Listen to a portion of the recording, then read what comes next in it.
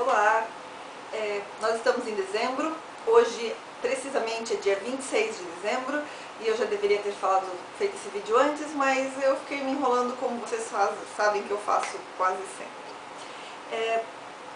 Nós falaremos hoje sobre o tema do desafio literário do Tigre de dezembro, que é Guilty Pleasure, ou seja, aquele livro que você gosta muito, mas tem uma vergonhinha de dizer que gosta, porque na verdade ele não é assim tão bom ou tão bem aceito pelo povo em geral. Eu não tenho muitos guilty pleasures literários, tá? Porque tudo que eu leio, assim, eu leio na tranquilidade e as pessoas sabem que eu gosto e pronto. Os meus maiores guilty pleasures literários, eu já li.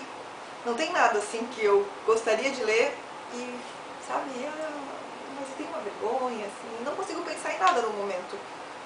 Então eu tive que quebrar um pouco a cuca para decidir o que eu iria ler nesse mês de dezembro. Mas aí eu lembrei de uma série de TV que eu gosto bastante, chamada The Witches of East End, que pode ser considerada um guilty pleasure, porque ela é uma série trash, mas é uma série trash muito gostosa de assistir, que infelizmente foi cancelada. Só teve 2 temporadas.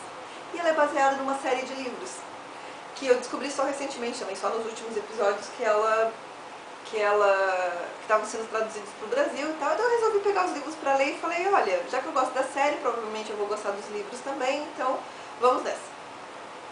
Os livros, eu li os 2 primeiros, que já foram traduzidos para o português, que é As Feiticeiras de East End e O Beijo da Serpente. O terceiro eu não lembro o nome em inglês e também, então, obviamente não tem em português ainda, então não vou nem falar pra vocês sobre ele.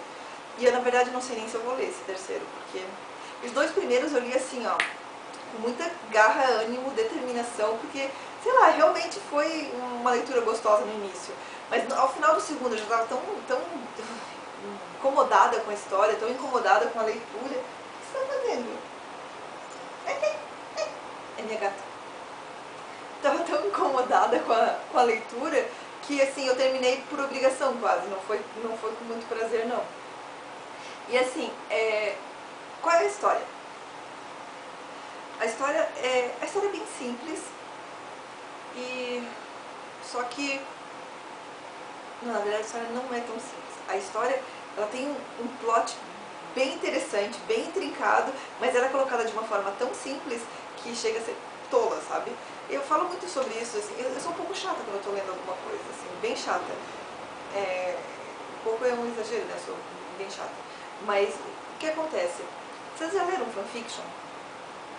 Sabe aquela fanfiction que é ruim, mas você tá lendo porque você, né, tá lendo? É exatamente essa sensação que eu tive com os livros. É uma fanfiction ruim. E é uma fanfiction ruim escrita para um público-alvo assim de uns 13 anos. Porque é essa sensação que eu tive mesmo. O público, assim, só não é 13 anos porque ela recheou a história de sexo. Então, a impressão que dá quando você está lendo é que a autora pensou o seguinte: não, dessa vez eu estou escrevendo para um público adulto, as minhas personagens são adultas. Então, o que eu faço para que a história pareça adulta, embora todos as tramas sejam meio adolescentes, embora todos os sentimentos das personagens adultas sejam meio adolescentes? Ah, já sei! Vou colocar sexo. Todo mundo fazendo sexo. Vou colocar um bar onde tenha muita bebida, libertinagem, pessoal fazendo tudo em todos os lugares, como se isso fosse sinal de maturidade, entendeu? E isso não faz da história adulta. Desculpa, querida Melissa de la Cruz, não, que é a autora. Isso não faz da tua história uma história pra gente adulta. Ela limita, sim, os teus leitores de 13 anos de idade provavelmente não deveriam ler essa história. Só que a forma que você escreve todo o livro parece que são esses pequenos leitores que são o público-alvo. Sabe aquele amor adolescente, assim, meio que todo tímido, todo sem saber o que fazer, sem saber como agir, ou então aquela paixão doentia que bota o olho e não consegue largar e vai coisa muito típica da época da adolescência, os hormônios da adolescência, aquela coisa que você ama quando ama, ama de paixão, é o amor da minha vida, eu morro por essa pessoa durante 2 semanas e depois, pá, pra outra, minha vida já tá com um outro rumo. Ou então, ai, aquele amor platônico que não acontece nunca, mas eu amo e amo desesperadamente por um tempão e tal. Isso é muito comum na adolescência. E não estou dizendo que é errado não, gente. É comum, faz parte da adolescência. Só que as personagens não são mais adolescentes, são adultas. Uma delas tem 32 anos. Assim, 32 anos, aspas, né? Porque a personagem, na verdade, tem mais de 5.000 anos de vida. Só que nesta vida atual ela tem 32 anos. Só que tem todas as suas memórias. Deixa eu explicar direito a situação. Do que se trata o livro? Vamos pensar o seguinte, existem os 9 reinos, 8 reinos, eu não sei bem se são 8, se são 9, eu não lembro da mitologia nórdica, tá? Mas é aquela coisa, existem os reinos Midgard, Asgard, Alfengard, sei lá, os nomes todos que eu não consigo lembrar, tentei procurar aqui e não achei, então não vou conseguir falar pra vocês agora. Mas assim, são 9 reinos, um deles é a Terra, que é chamada de Midgard, e todos eles são ligados por Yggdrasil, que é a árvore lá que tem os seus ramos em todos os lugares, e também pela ponte Bofrir, que fica lá dentro da Yggdrasil, pelo que eu entendi.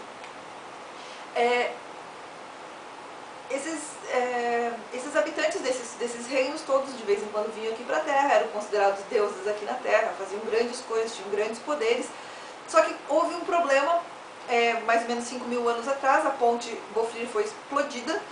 Algumas pessoas foram culpadas dessa explosão, que foi o Frir e o Loki, que ambos foram condenados por conta dessa explosão, e Midgard ficou separada do restante dos reinos. Os deuses que estavam aqui em Midgard ficaram presos aqui e são considerados, assim, feiticeiros aqui na nossa Terra. Então, ou seja, as nossas personagens têm mais de 5.000 anos, porque elas são essas feiticeiras de Asgard. Só que elas são imortais, mas elas podem morrer. Só que elas renascem. Isso pode ser estranho, né? Mas é isso, assim, elas renascem, só que renascem com todas as suas memórias, com tudo, enfim, só que começa a sua vida do zero novamente. Só que essas mortes também não são naturais, não é, eu peguei e morri, não, eu peguei e morri se alguém me matou, se eu fui enforcado, esse tipo de coisa assim, uma morte não natural. Então pensa assim, a personagem tem 32 anos de idade, em tese, mas na verdade ela tem mais de 5.000. Só que ela age como se ela tivesse 12. A outra tem 19, mas age como se tivesse nos seus 15, 16, assim. Mas esse 19 dela não é 19 real, sabe? Ela tem todas as memórias, inclusive de antes de Bofrir explodir. Então, é um pouco incômodo essa forma como a autora trata essa situação. Mas a história é legal em algumas coisas, sabe? Porque está acontecendo tem todo um desenvolvimento em cima do mistério, que é o casamento da Freya, que vai se casar com o... Ele tem outro nome da série de TV, na série de TV ele se chama Dash, aqui ele se chama... esqueci, não lembro, deu branco. Mas enfim, e aí ela é noiva, ama eles de paixão e tal, acho que no dia do noivado deles ela conhece o irmão dele, o Killian, e gente, sério, se eu não amasse tanto o Killian na série de TV, eu não ia suportar ele no livro, porque no livro eu realmente não gostei dele, não senti química nenhuma entre os personagens, achei que todo mundo foi bem mal desenvolvido, e enfim, mas ele é o amor da vida dela e ali eles ficam juntos, né, e aí só conseguem, e aí você acaba descobrindo várias coisas, como por exemplo, por que ela está tendo essa paixão por esse rapaz, pelo Killian, quando na verdade ela era noiva de outro, e está tendo algumas mortes na cidade, enfim, várias coisas estão acontecendo, mas assim, olha, se você gostou do livro, tudo bem. Eu não vou dizer que eu não gostei, como eu disse, eu li o primeiro livro assim, ó, super rápido, já peguei o segundo, engatei e fui, sabe?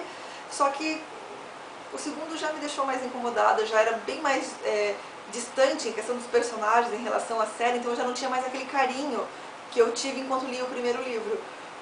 Como eu disse, a questão não é a mudança da história, tá, gente?